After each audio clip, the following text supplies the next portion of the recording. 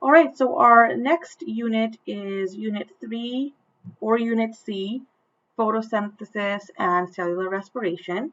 And we're going to look at Chapter 5, which is photosynthesis and cellular respiration. Today's topic is 5.1, which is matter and energy pathways in living systems. All right, so here we're just looking at a plant cell, and you do need to know all of the organelles in the plant cell.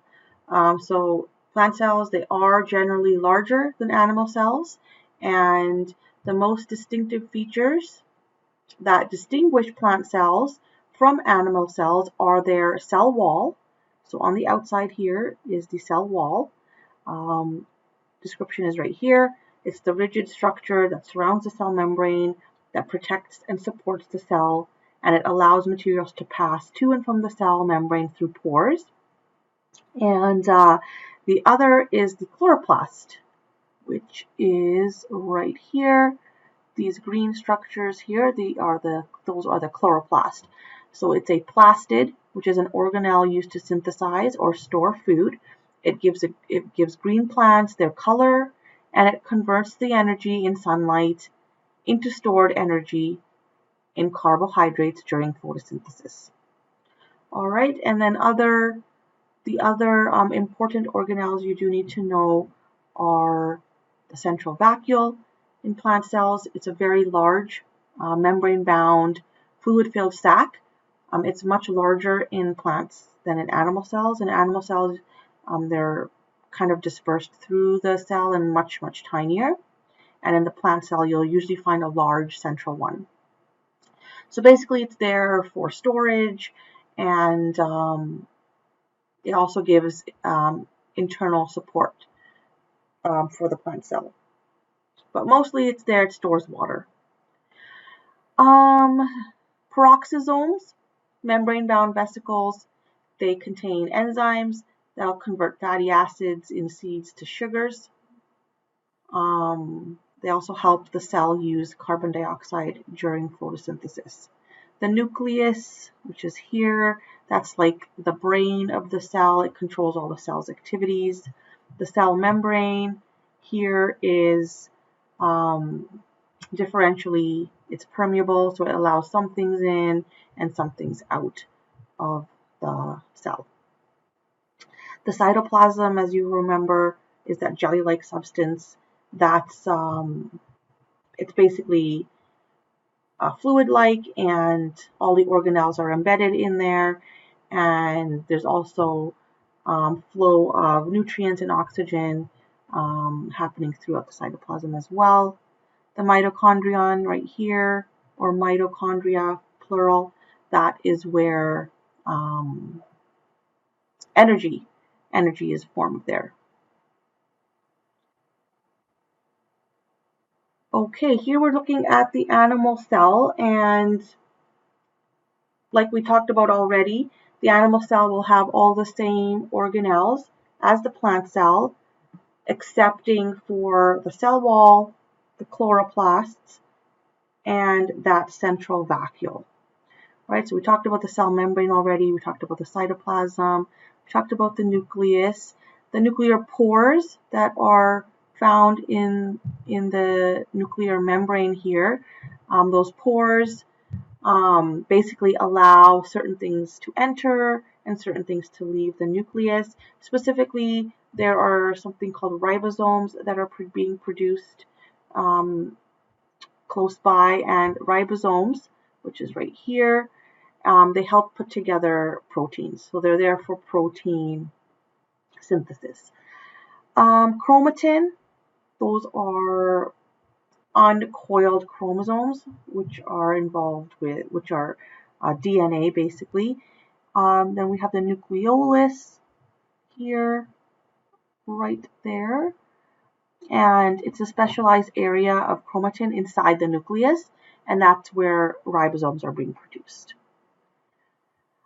Next, coming off of the nucleus here, you'll see the endoplasmic reticulum, and there's the smooth endoplasmic reticulum and the rough endoplasmic reticulum.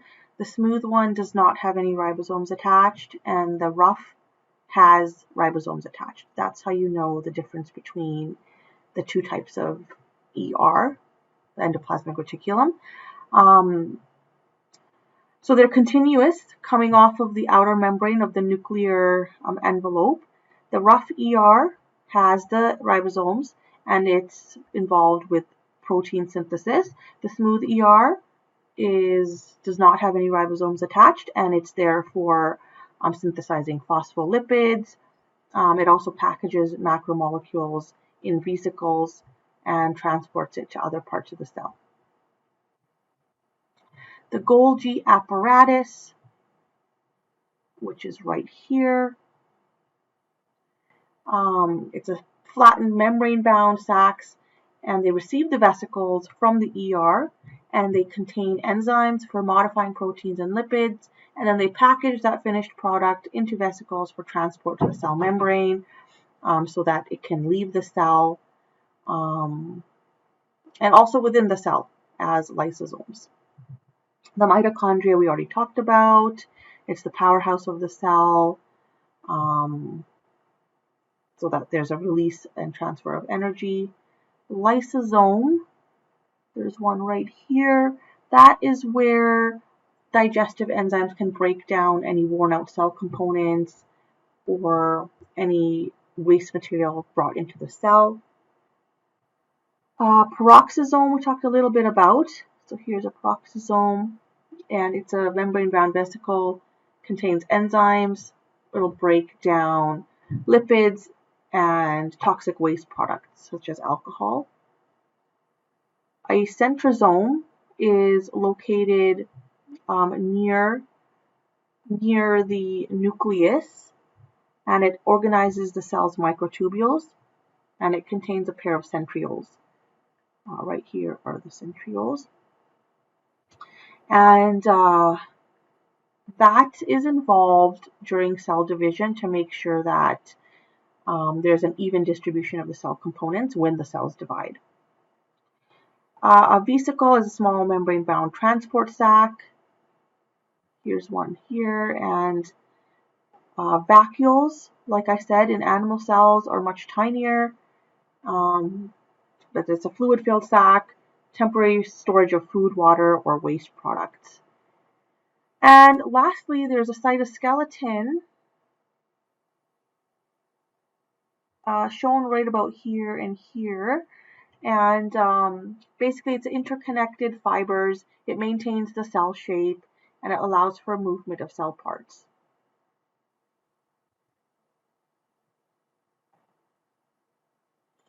All right, and a little bit more about the cell membrane. So like I said before, it's selectively permeable, which means it allows some molecules to pass through it while preventing others. Diffusion is one method by which small molecules and ions can move through the cell membrane. It's a natural movement of molecules from a region where they are more concentrated to an area where they are less concentrated. So two layers here you can see. It's called a phospholipid bilayer. You may remember this distinctive shape, the head and tail shape of the phospholipids. So that's a phospholipid bilayer. You'll also notice some proteins embedded right through the cell membrane as well. Osmosis, this is the diffusion of a solvent. It's usually water. So water, like inside the cell, which is called the intracellular fluid, and then outside the cell, which is the extracellular fluid, diffuses freely through the cell membrane. The direction of osmosis depends on the concentration of water molecules on either side of the membrane. So for example, if the water concentration inside the cell equals the water concentration outside the cell, there's going to be an equal amount of movement in and out of the cell. It's going to be at the same rate. That's called isotonic. The cell is isotonic to the fluid. If the water concentration outside the cell is greater than inside the cell, water is going to move into the cell. So basically, this is called hypotonic. So the cell is hypotonic to the fluid surrounding it. And lastly is hypertonic. This is if, for example, the water concentration inside the cell is greater than outside the cell, then therefore water will move out of the cell. So the cell is hypertonic to the fluid surrounding it. The cell membrane can't prevent the movement of water because it is permeable to water molecules. And keep in mind, osmosis is a passive process. It doesn't require any energy from the cell. Then we have facilitated diffusion, and this is where there's these special transport proteins that are embedded in the cell membrane, and they help different kinds of substances move in and out of the cell. So the transport protein will have some sort of receptor to recognize the molecule or ion, usually based on its shape, size, or electrical charge. So there's two types. There's carrier protein, which is shown here, and then there's a channel protein shown here. The carrier protein will change shape. So notice how it's open here, and then next it's open here. So it's changed shape to allow molecules to cross the cell membrane. Channel proteins provide a water-filled passage through which the small dissolved ions can diffuse.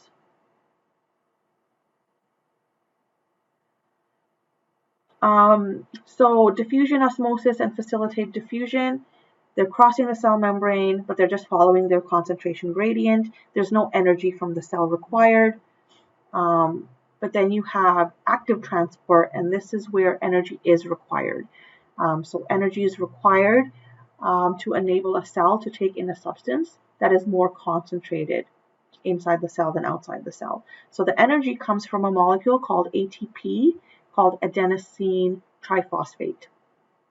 So one of the three phosphates, because there's three, it's a triphosphate, one of the three phosphates is split from ATP in a chemical reaction. Energy is released that is harnessed to power cellular functions. And usually the function is to move the molecule through a membrane against its concentration gradient. So the concentration gradient is always from high to low, but if it's moving against its concentration, it's going from low to high. Two processes called endocytosis and exocytosis. This is when the cell membrane can fold inward and trap and enclose a small amount of matter from outside the cell. So you're bringing it in. So that's called endocytosis. There's three forms: pinocytosis, phagocytosis, and then receptor-assisted endocytosis. So in pinocytosis, this is the intake of a small droplet of extracellular fluid along with any dissolved substances or tiny particles that it may contain. All right, so pinocytosis is shown here. A phagocytosis is the intake of a large droplet of extracellular fluid, and it often includes bacteria or bits of organic matter. So that's shown here. In this case, there's a red blood cell being taken in. And then receptor-assisted endocytosis. It's the intake of specific molecules that will attach to special proteins in the cell membrane. And then these membrane receptor proteins there's a uniquely shaped projection or cavity that fits the shape of only one specific molecule. So for example, cholesterol is transported into the cell using this process. And exocytosis is basically, let's see if I have a slide for it. That's when substances are being removed from the cell. So if we look at this diagram C here, you have a vesicle coming towards the cell membrane. It will fuse with the cell membrane, and then whatever was inside this vesicle will be released to the outside of the cell. That's exocytosis. And you can remember that by EX, exo like exit. It's exiting the cell. Okay, so again, the vesicle from the inside of the cell, it fuses to the cell surface, the cell membrane, and then the substance inside the vesicle gets secreted into the extracellular fluid. This is important in cells that specialize in the secretion of, for example, hormones. All right, this is just a quick summary of everything we've talked about. So again, you can access the slides under modules and take a look at that summary.